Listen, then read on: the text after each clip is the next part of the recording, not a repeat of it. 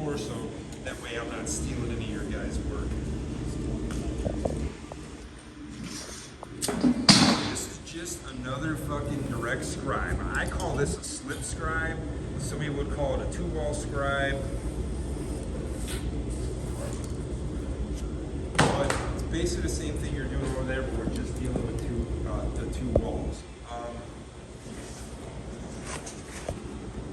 The reason, what I did, these measured out at 3'3" in the width, right? So we cut off a 6'6", right in half, got our 3'3". What I did is I measured it 6'3" off the wall, so now it would really be, what would be 3, 6, 6 would be 7 feet off the wall. Right? No, 6'6". So I went 6'3" because I wanted to have a little bit to trim or overlap. Now I'm not going to make you overlap and underscribe because it's easier to not do that. If you're welding, you can get away with not underscribing, and we're going to end up, we'll say we're welding this. So also it'll be easier, it's going to move faster just so we can get going. So you would want 2 seam ready edges, which most of these should be. If you're not 100% sure you've got plenty of material, go ahead and run the trimmer down on one side. The reason I'm measuring off and getting 2 sheets down this way, I want to kind of get in the middle, and I want you guys to all do this too. This is also, say you had a bigger crew, that's what you would do, because then we'd put this first sheet in, and one crew could go that way, and one crew could go that way. So let's do that here, so otherwise you're just going to be standing there, the third guy's going to be standing there waiting for the other 2 to do their thing. 2 guys on the first sheet, then you guys can split off working in either direction. That's why we're starting in the middle. And you would do that in the field as well. So strike that line, get it on this first line. Now, I probably will need someone to help me with this, so Charlie, if you don't mind getting over it, or just making sure I'm on that line over there. We want to make sure we got some material going up both walls. Are we good on that chalk line? And once you see this,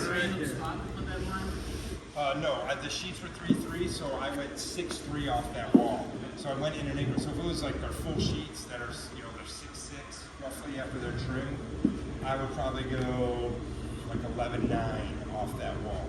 So I'm just picking, so I want to make sure my sheet makes it to that wall. That's fine. So it's not just an arbitrary number, it's increments of the sheets. If you're by yourself or you're with just one other dude, we can start down there, no problem. I just want you guys to have enough people or enough room so you can go in both directions. So you're not just standing around watching other people work. And then we're right back to what you've been doing all day. Take your, I almost forgot to mark this. It doesn't hurt to mark both sides. I mean, we got that, and this is great as a 2-person operation. Remember, your sheets would be twice as long. If you're not going to go through and cut all your sheets in half on the job site. Fucking balls will kill you. One guy on either end, so you're almost 7 feet apart, but make sure you got a line to follow, he's got a line to follow there. Take your flexi, it's going to be 1 mark on the sheet, 1 on the floor, and then 1 on each side, just like you've already done. It's better if you make a straight line, is useful in this situation.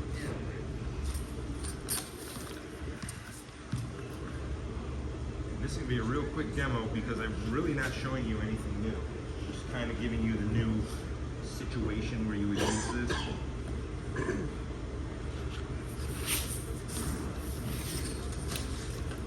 Slide it over 2 inches.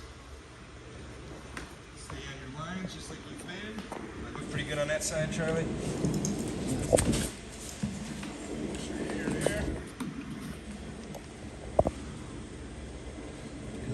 Cool. Now that I've moved, I can relieve this.